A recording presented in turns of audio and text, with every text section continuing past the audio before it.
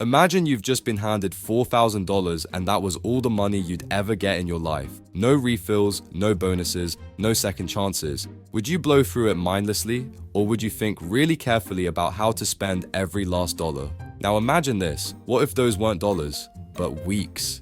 Yep, that's your entire life. If you're lucky enough to make it to 80 years old, you get roughly 4,000 weeks. And I hate to break it to you, but you've already spent a huge chunk of them. The real question isn't, how do I get more time? Because you can't. It's, how are you going to use what's left? Now, before you freak out, chill. This is not another book about waking up at 5 a.m., color coding your calendar, or squeezing more into your already packed schedule. In fact, it's the opposite. 4,000 Weeks by Oliver Burkeman isn't about productivity, it's about reality. It's about realizing that you'll never have time for everything, and that's exactly what makes life meaningful. So instead of trying to hack your way to a perfectly optimized life, this book asks a much deeper question. How do you make peace with the fact that your time is limited and use it in a way that actually matters? In this video, we're going to cover 6 powerful insights from 4,000 Weeks, ideas that will help you stop feeling overwhelmed and start making the most of your limited time. Let's dive into it.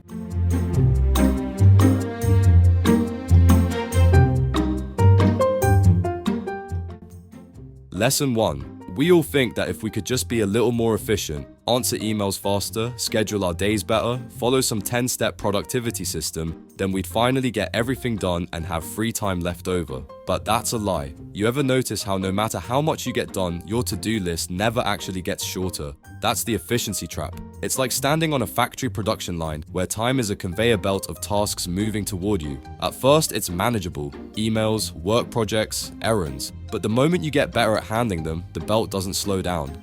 It speeds up. You work faster? Great. Now your boss gives you more work because clearly you can handle it. You answer emails quicker? Cool. Now people expect instant replies. A perfect example of this is the economist John Maynard Keynes. Back in the 1930s, he predicted that by the 21st century, people would only need to work about 15 hours a week because technology would handle everything for us. He thought we'd have so much extra time that our biggest problem would be figuring out what to do with it all. Well, fast forward to today, and instead of working less, we're working more. We've got computers, automation, AI, all these tools that are supposed to make life easier. But instead of relaxing, we just work more with faster tools. Productivity doesn't free us, it just raises expectations. So instead of falling into the trap of trying to do everything, the key is to focus on what actually matters. Lesson 2. Alright, let's be honest, how many times have you told yourself, I'll start later, when I have more time? Maybe you've been waiting for the right time to start working out, read that book, switch careers, or finally take that dream trip. Well, here's the harsh truth. You will never have more time. We love to believe that in the future, things will magically be easier, that life will slow down and we'll finally have time for the things we really want to do. But life doesn't work that way. Think about how many people say they'll travel the world when they retire, only to realize by the time they do, they're too old, too tired, or their health won't allow them to go where they always dreamed. Or how many people say they'll start their passion project once things calm down at work, but things never calm down. Every time they clear their plate, something new fills it up. It's the same feeling you get when you finally clear your inbox, cross everything off your to-do list and think, now I can relax. And then, boom, 10 new things pop up. That's because you will never be done, ever.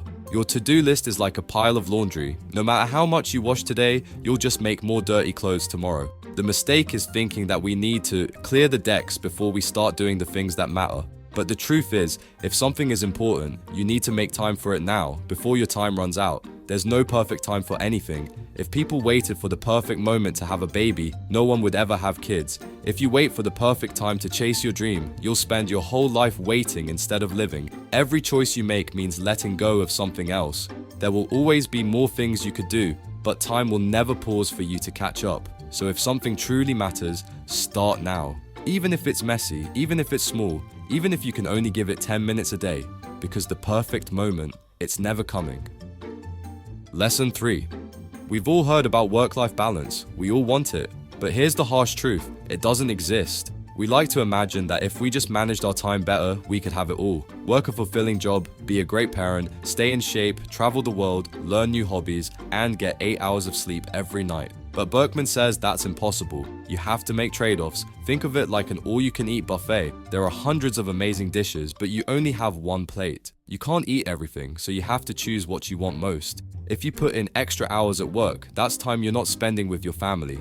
If you decide to rest and recharge, that's time you're not building your career. And that's okay. The key is accepting those trade-offs instead of constantly feeling guilty.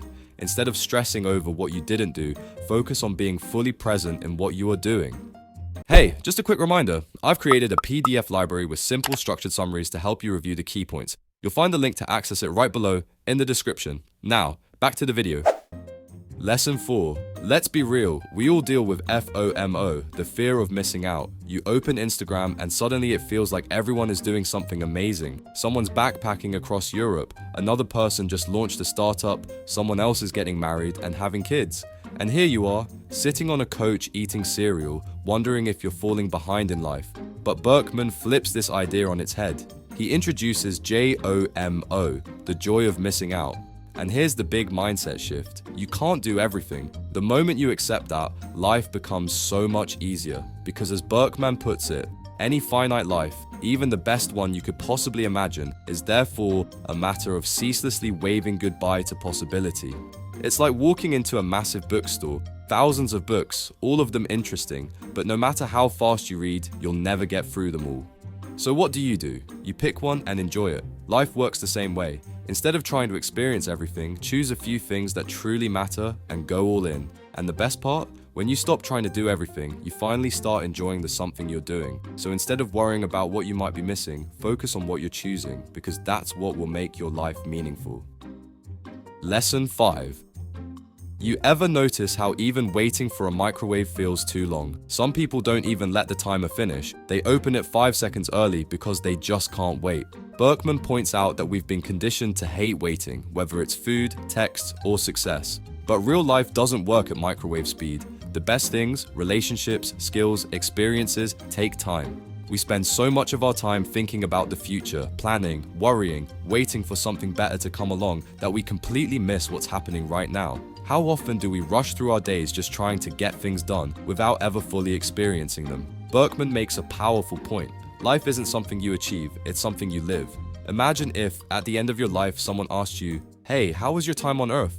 And all you could say was, "I don't know, I was too busy getting things done." That's how a lot of us live. We're constantly waiting for the weekend, for vacation, for some imaginary point when things will be perfect. But this moment right now is your actual life. And if you keep postponing happiness, you're going to wake up one day and realize you missed the whole thing.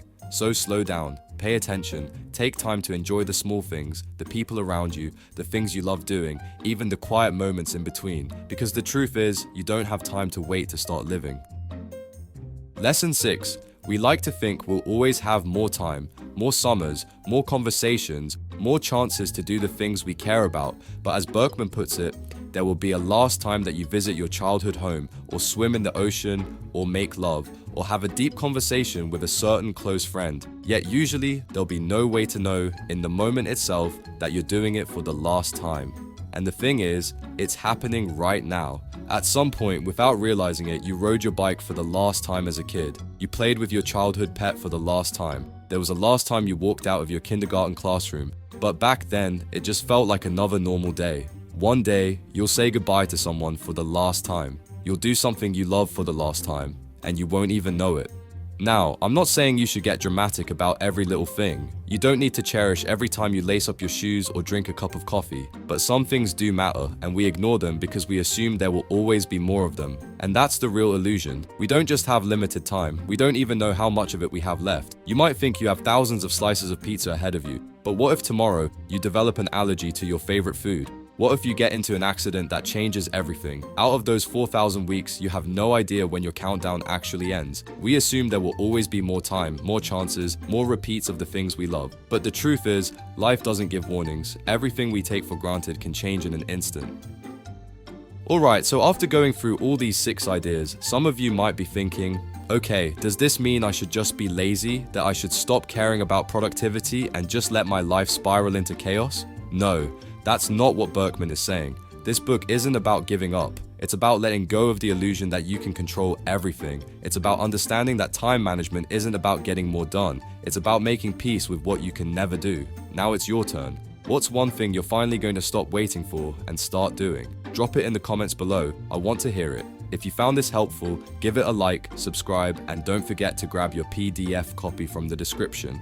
At the end of the day, remember this: you only get about 4,000 weeks. Make them count. Thanks for watching, and I'll see you in the next one.